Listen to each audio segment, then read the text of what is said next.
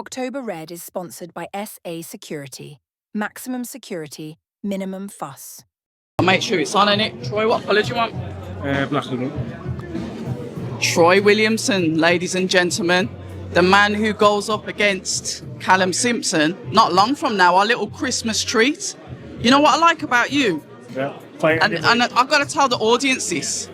It's the resurgence of your career. Yeah, of the course. fact that you've just literally been here, there, everywhere, at certain weights, been in with the best of them, gone off, come back, sorted yourself out, come back again, and it's like you just keep climbing. You don't give up, Troy. You do not give up. I don't. I'm here to stay now. I found my weight division.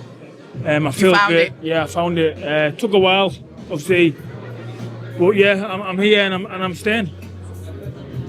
Talk to me about the opposition then. You know, a fight that obviously you was in the ring last. Callum came up to you, says, you know what, why don't we just get this cracking? Basics. It was almost like a glove that fitted straight away.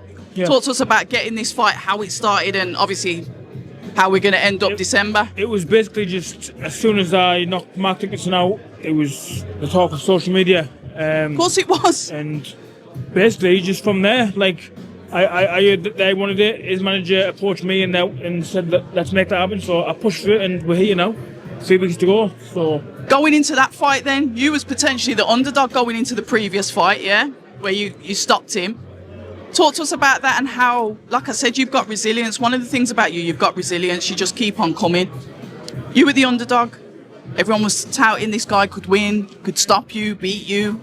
That never happened. What mindset did you go into that fight with, Troy? I went into that mindset supremely confident, which I do in all fights I do. Obviously, I say that I'm going to win. I'm in the best shape possible. But like, it's not hard to see going off my last few fights, apart from the one that I've just won. Like, I probably wasn't in the best shape as what I can be, and I probably wasn't feeling the best at what I can. But at that time, you try and hype yourself up and say things. But I mean, it wasn't true. I was in a bad place. I was unhappy. I wasn't enjoying boxing.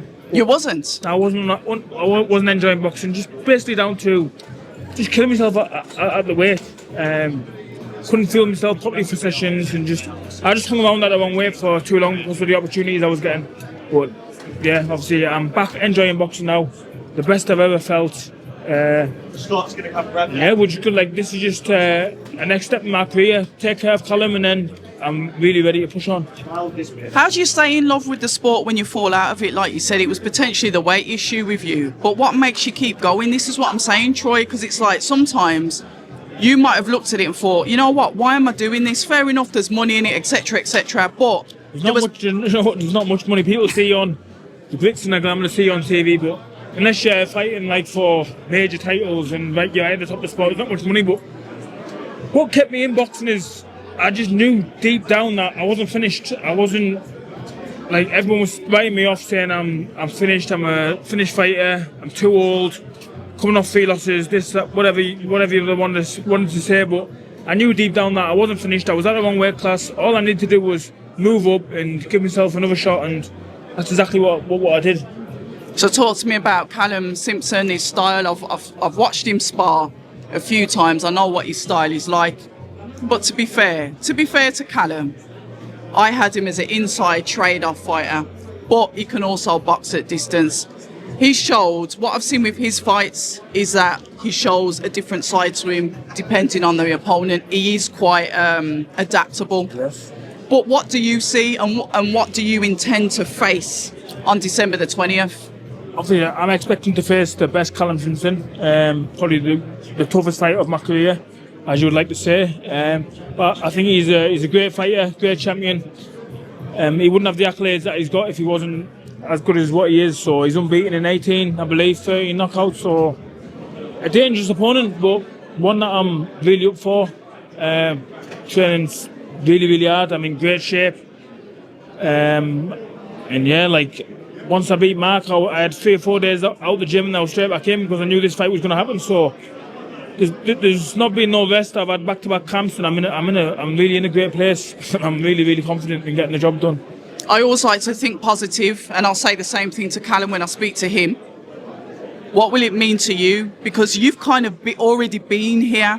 So So will that magic be in there? Should you beat an opponent like Callum Simpson? Is that same magic going to be there like it will be for him as he seems to be on the trajectory of his career? Yeah, it's just as magic as me because I've not been here. I've not been a European champion. I've been a British champion, but I thought you'd done European. nah. Well, there you go then. I fought for like an IBF European, but All right. it's completely different. So this is a chance to become British, Commonwealth, and European champion, 2-time British champion. He ain't going to let them belts go easy. I'm going to take them belts, trust me. Just before Christmas, I promised my son that I was going to get a win last time out. I did the fight before and I failed, and like it stuck with me, like it really, really upset me. So I promised him I was going to get the win last time out, and I did. And I promised him I'm going to take him 3 belts home for Christmas this year, and I will. Sum up this fight between you and Callum in 3 words. What can we expect from you come December the 20th? Our Christmas present, this is Troy. Yes. It better be a good gift that you're going to give us. Dominance, Yeah? a Williamson win, and a knockout. There you go, ladies and gentlemen. That's what we can expect. It's so good to see you. Glad to have you back on the channel. On the off chance that your gym mate's fighting, I should really get him Yes. on, really, shouldn't I? Where is he? well, Is he yeah, gone? Who knows? You're all in the same hotel, though, aren't you? Probably gone for some food. Yeah. Well, I'll be lurking. Bobby Dalton's fighting, defending his English welterweight championship, and this is his first step at the big stage, and I'm looking forward to him showing everybody like how good he is, because he's a dark horse in the welterweight division. Well, I will say the further north you go, the tougher the fighters get. He's red car. I mean, he is tough as all boots. hard as nails, aren't we, us Northerners? Very, very tough. Even though I'm from the Midlands, but I'm kind of north to London. Anyway, everybody, Troy Williamson, December the 20th. I'm telling you now, this is. I ain't missing that fight. Nah, this ain't one to win. In Leeds. Yeah, in Leeds. There's still a couple of standard tickets left, £40 tickets. So hit me up on my socials. From Newcastle, you got to support him. Newcastle, is that how you sound it? I'm not from Newcastle. I'm from Darlington, but Is it near? Because the accent sounds the same. It's the closest city. We're closer to like Middlesbrough. So I'm like 10 minutes from Middlesbrough. You can see I didn't do geography in school. Red is sponsored by SA Security. Maximum security, minimum fuss.